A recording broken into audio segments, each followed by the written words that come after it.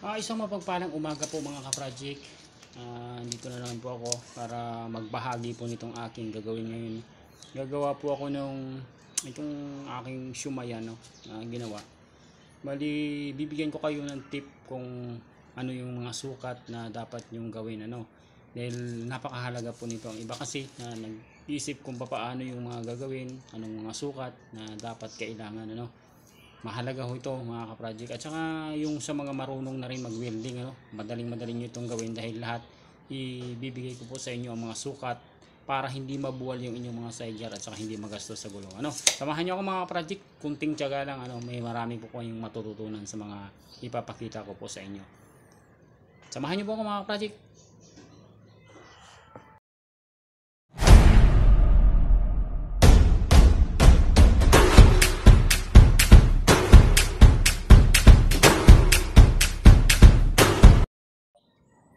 Ito na mga ka-project, para hindi po kayo magsasayang dapat stainless pa naman to, dapat huwag kayong magsasayang, dapat insakto ang sukat. Ito yung sukat niya is 105 mga ka-project. 105 cm po ang sukat nito. Kung inyo pong nakikita sa metro, ayan po. 105 po yan centimeter. Ngayon, ito na siya Dapat siguro mag-iisip kayo kung paano ito Una, itong side wheel po kasi pinaglalagyan ng gulong. Mahalaga po yan mga ka-project ito. Dapat ang unang bahagi niya magsukat kayo. Yung 105 nasa 35 po tayo mga ka-project ito. Mula doon sa dulo 1, 2, hanapin nyo po yung 5. Yan, 105. 35 po yan 35 po yung tatlong bahagi niya. Kasi dapat tatlong bahagi po yung gagawin nyo. Kasi ang unang bahagi, yun yung dito sa may puwitan, mga project. May puwitan. Sakatin nyo po yan. 15. Yan. Yan. 35 cm po rin mga project. Pagka pinagdugtong-dugtong nyo po yung 35, magiging 105 po yan. Yan po yung kinalabasan nyo. Yan. 105. Ngayon, dapat dito kayo kasi mag-i-extend kayo. Hindi kasi pwede na doon itutok kasi pag doon ka mismo dapat mag-i-extend ka ng depende sa inyong gagamitin na tubo. Kung ang tubo nyo ay mga D1, mag-extend kayo ng 1 paabante. Kaya magiging siya, magiging dapat sa mga 13 siya dito. Ito sa mga 13 yan. Dito nyo ilalagay yung tubo na pagkakabit na ng inyong side wheel. Kasi kung nyo makikita yung side wheel kasi bumubuwal po yan mga ka-project pag hindi po balancing Tsaka magastos sa gulong.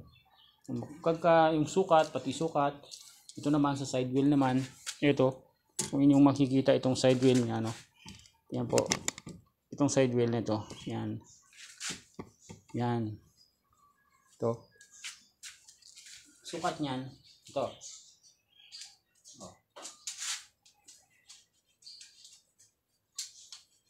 Sa 12 siya, 32 12.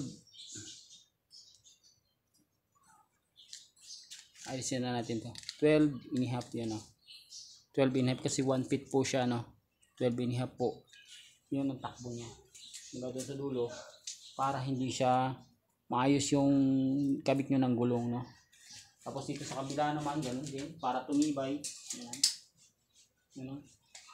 50 naman siya. 15 inches naman po ang taas niya. Ito po Ito 12 and a half po ito Itong site na ito 12 and a half yan. Ito po yung taas Depende po yan sa mga gulong na mabibili nyo kasi kung ang gulong yung mabili, ito kasi sukat nito is ito lang Kung nyo pong makikita yung gulong niya po yan, gulong niya yun. Yung kanyang sukat is 70, 80, 17. Magtibay po ito mga ka-project kasi ito po ano po yung motor gamit po ng motor kaya talagang totally matibay siya pang heavy duty po yan. Kaya pero mas maganda itong mga project, mas matibay yan. Ito naman yung lapad naman po mga project ano, kasi ito pang 18 ano to, size 16 pala, size 16 ng Shumayan ang ilalagay ko dito, yung kanyang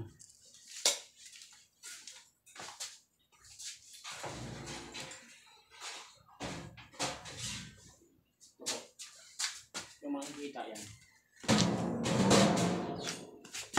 Kung makikita nyo po, malaki po siya, no? Yan. Yan, sukat niyan is na yan. 16 yan kasi may takip pa eh. Yan, ito 16 ang laki niya. Kaya dapat yung inyong side yard kung gagawa kayo nasa 20. Yan.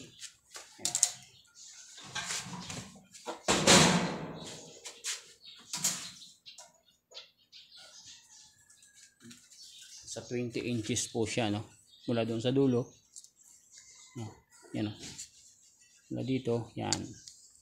20 inches po yan, no, mga ka-project. 20 inches po ang lapad niya, no? Tapos, yan. Ang taas niya naman, 2 feet. Yan. 2 feet. Ibig sabihin nun, 24 inches pag 2 feet. Yan. Yan ang mga ka-project, ano, siguro nakapagbahagi na ako sa inyo ng konting aking nalalaman. Tiyagain nyo lang po mga ka-project, kayang-kaya nyo po yung gumawa ng mga ganitong, lalo na kung mayroon naman kayong mga welding machine.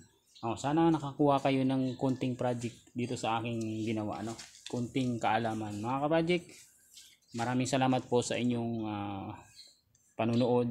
Huwag nyo lang pong kalimutan na pakisubscribe na rin po. Maraming salamat po.